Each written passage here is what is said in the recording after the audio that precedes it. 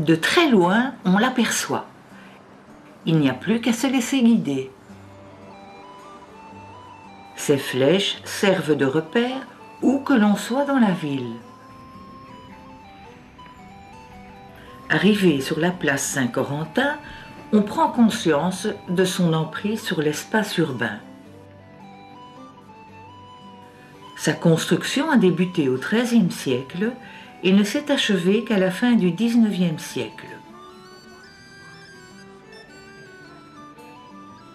Les flèches de granit qui culminent à 76 mètres de hauteur sont venues couronner les tours au XIXe siècle en conservant l'esthétique gothique de l'ensemble. La préfecture du Finistère et capitale de la Cornouaille, Quimper, compte quelque 64 000 habitants. En breton, Quimper signifie confluence, référence au confluent de ces deux rivières, l'Odet et le Ster, autour desquels la ville a été construite en l'an 800.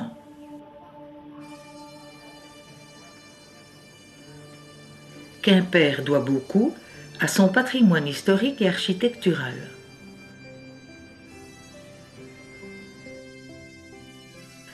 Habitée dès l'époque romaine, siège épiscopal et lieu de résidence du comte de Cornouailles, la ville connut une grande prospérité à partir du XVIIIe siècle. Il suffit pour s'en convaincre de déambuler dans le centre historique, le long de ses rues étroites, et de contempler l'ancien palais de l'évêché et surtout l'élégante cathédrale Saint-Corentin.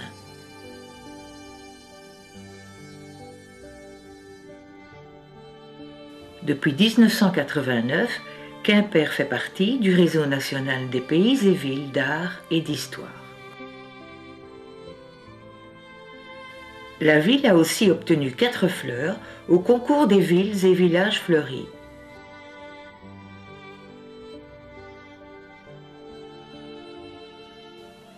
La place au beurre est l'endroit où se concentre un maximum de crêperies. Elle est très souvent prise d'assaut lorsqu'il fait beau. Cette place était l'endroit où était vendu le beurre d'hiver, beurre très salé pour des raisons de conservation.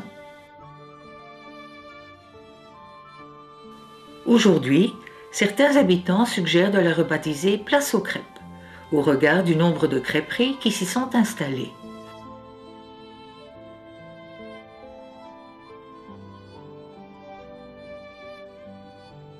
Tout comme la rue Quérayon et la place au beurre, la place Terre-au-Duc présente une magnifique concentration de maisons à pans de bois.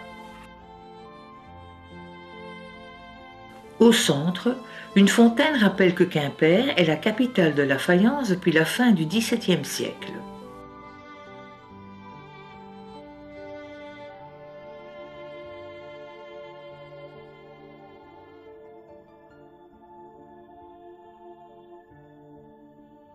Autour du marché cohabitaient au XVIIIe siècle les chanoines de la cathédrale, les imprimeurs, les élèves des jésuites et les paysans.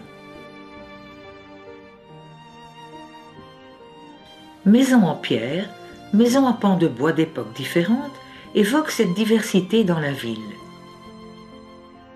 La taille modeste des maisons rappelle les dimensions de la ville avant la Révolution.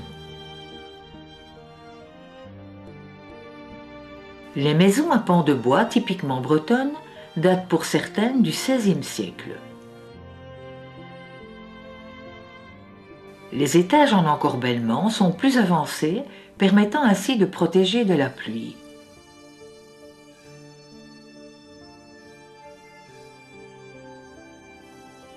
La cathédrale Saint-Corentin est l'une des 3 plus anciennes cathédrales gothiques de la Bretagne, à porche unique et aux lignes sobres et épurées. Son porche est à lui seul une œuvre d'art qui n'est que le prélude de ce que cet édifice religieux recèle comme trésor.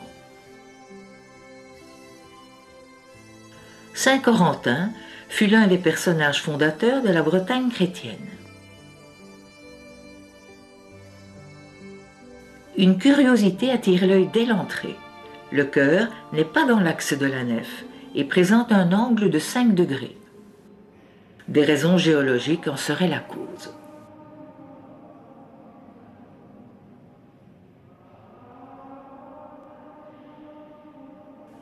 Nul besoin d'être croyant pour apprécier la beauté de cet édifice.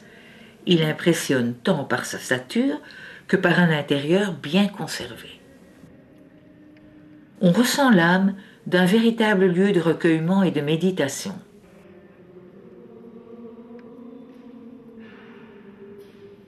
Au centre se trouve le sanctuaire. L'élévation comporte 3 étages. Celui des arcades, celui d'une double galerie et celui des fenêtres hautes garnies de vitraux.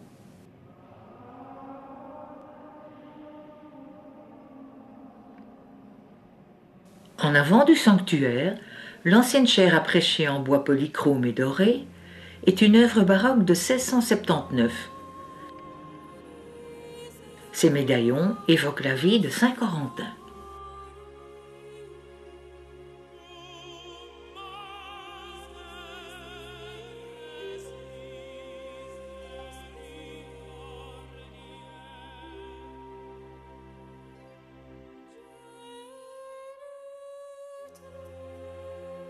La cathédrale est dédiée à saint Corentin, premier évêque de Quimper, et celui que chérissent les Quimpérois, c'est Sancticdu, le petit saint noir. Parmi les frères franciscains quimpérois, Sancticdu est resté dans les mémoires pour avoir prodigué soins et sépultures aux malades de la peste noire, ainsi qu'aux pauvres Quimpérois au milieu du XIVe siècle. Sa statue dans la cathédrale a toujours fait l'objet d'un culte particulier. Journellement, des Quimpérois déposent du pain au pied de sa statue, pain destiné aux personnes dans le besoin. Cette pratique généreuse, émouvante et originale se perpétue depuis le XVe siècle par les Quimpérois.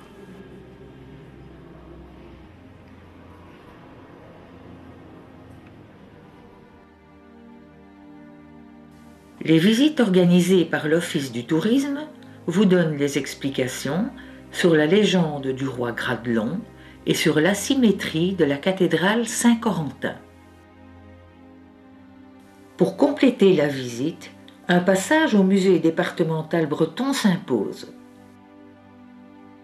Propriété du département du Finistère, le palais épiscopal abrite le musée départemental breton.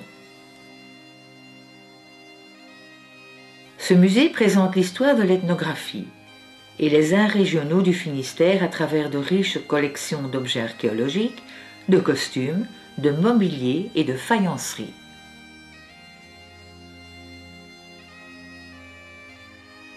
Dans l'espace mode et clichés, on peut découvrir des costumes traditionnels du XIXe siècle à nos jours.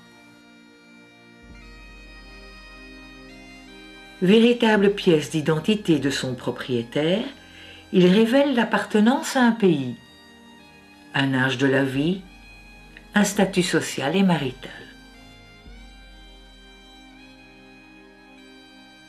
Associées au costume, des photographies d'époque prises sur le vif offrent une découverte de la vie quotidienne des Finistériens.